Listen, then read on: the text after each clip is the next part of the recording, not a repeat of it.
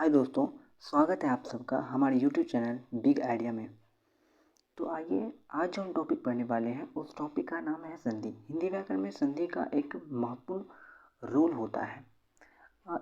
Board exam में जैसे 10th-12th में लगभग 3 से 4 क्वेश्चन संधि से रहते हैं। इसके अलावा अन्य कंपटीशन एग्ज़ाम जैसे बिहार पुलिस, MPPSC तथा अदर एग्ज़ाम में 3 से 4 क्वेश्चन लगभग इससे रहते हैं।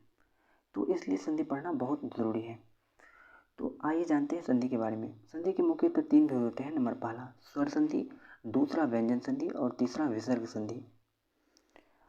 संधि की परिभाषा इस प्रकार है, जब दो वर्णों के मेल से किसी तीसरे वर्ण का निर्माण होता है तो उसे संधि कहते हैं।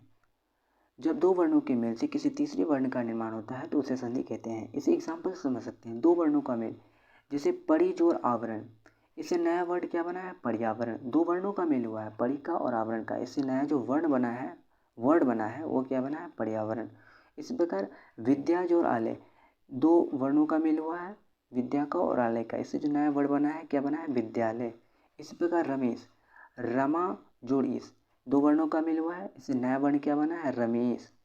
इसी प्रकार से दिगंबर, दिक जोड़ अंबर का मेल हुआ है, इससे नया वर्ण क्या बना है? दिगंबर। अब स्वर संधि के भेद के बारे में जानते हैं। संधि के भेद के बारे में। संधि के पहले भेद थे स्वर संधि। जिस स्वर संधि की परिभाषा जानते हैं, जिस शब्द में दो स्वरों का मेल होता है, जिस शब्द में दो स्वरों का मेल होता है, तो इसको सरिया लेते हैं। ठीक है, ओके। जिस शब्द में दो स्वरों का मेल होता है उसे स्वर संधि कहते हैं। एग्जाम्पल समझ सकते हैं। दो स्वरों का मेल, सुर प्लस इस, सुरेश। यहाँ पर देखिए, सुर में पहला स्वर क्या है? अ, और इसमें पहला स्वर, इसमें स्वर क्या है? ई। अ प्लस ई मिलकर क्या बना है? ए। इस प्रकार अन्य जोड़ अभाव में, अन्य में कौन सा स्वर है? अ, और अभाव में कौन सा स्वर है? अ। तो नया स्वर कौन बना है? आ। तो इस प्रकार अन्नाभाव। उसी रत्नाकर, रत्न जोड़ आकर, जैसे रत्न में कौन सा स्वर है? अ, और आकर में कौन सा स्वर है? आ। तो इससे जो नया वर्ण बना है क्या बना है? आ। रत्नाकर। विद्यार्थी, विद्या जोड़ अर्थी, विद्या में कौन सा स्वर है? विद्या में कौन सा स्वर है? आ। और अर्थी में कौन सा स्वर है? आ। तो इसी बना स्वर क्या है? आ। समझ गए? दो स्वरों का मेल हो रहा है इसमें। अब व्यंजन संधि के बारे में जानते हैं। व्यंजन संधि क्या होता है?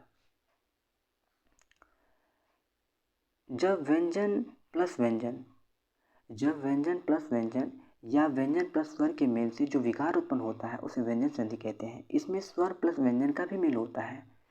कहने का तात्पर्य है व्यंजन प्लस व्यंजन। पहला डिफिनेशन देखिए, इसका ध्यान से देखिएगा। व्यंजन प्लस व्यंजन, यहाँ पर देखिए, इसको एग्जाम्पल समझने का प्रयास करते हैं। व्यंजन प्लस स्वर, सबसे पहले व्यंजन प्लस स्वर का मेल से जो विकार उत्पन्न होता है उसे क्या कहते हैं? व्यंजन संधि। व्यंजन संधि। वाक प्लस ईस, वाक प्लस ई, वाक क्या है? व्यंजन संधि। वाक क्या है? व्यंजन संधि। और इस क्या है? स्वर संधि। तो इस प्रकार जो शब्द बना है वाक, इस क्या है? व्यंजन संधि। उसी प्रकार जगत जोड़ ईस, जगदीश। यहाँ पर देखिए स्वर और व्यंजन का मेल हुआ है। यहाँ पर अगला उदाहरण देखिए, स्वर प्लस व्यंजन, जैसे आ क्या हुआ? स्वर हुआ, और छादान, आच्छादान, इससे नया वर्ण क्या बना? आच्छादान। यहाँ आ पर स्वर संधि है और व्यंजन, ये छादान व्यंजन है। इस प्रकार जो नया वर्ण बना है वो आच्छादान बना है, और आच्छादान क्या है? व्यंजन संधि।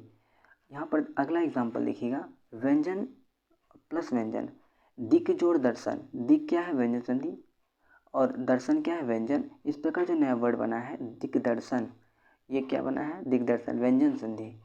उस प्रकार से उज्ज्वल, उत जोड़ ज्वल, उज्ज्वल। अब आइए इसके तीसरे भेद पर। तीसरा भेद क्या था? विसर्ग संधि। विसर्ग संधि, जब स्वर या व्यंजन मिलकर विसर्ग का निर्माण करता है तो उसे विसर्ग संधि कहते हैं। फिर से एक बार पढ़िए इसको। जब स्वर या व्यंजन मिलकर विसर्ग का निर्माण करता है तो उसे विसर्ग संधि कहते हैं। उदाहरण से समझ सकते हैं, जैसे नी जोड़ चल निश्चल, यहाँ विसर्ग है, उसके बाद चल है। निह जोड़ चल निश्चल। उसी प्रकार निह जोड़ चय, पहला क्या है विसर्ग, दूसरा क्या है व्यंजन। इस प्रकार जो नया वर्ण बना है क्या बना है निश्चय। उसके बाद दुष्ट, दू दू प्लस ट दुष्ट निस्तार, पहला क्या है विसर्ग उसके बाद तार निस्तार। इसके बाद जो अगला टॉपिक आएगा उसमें हम संधि के तीनों भेद के बारे में विस्तार से चर्चा करेंगे। अगर इस यहाँ पर आपको समझ में नहीं आया तो घबराने की कोई बात नहीं है। इसका जो अगला टॉपिक आएगा उसमें आपको विस्तार से बताया जाएगा और वहाँ पर हमको उम्मीद है कि आपका डाउट्स पूरा क्लियर हो जाएगा।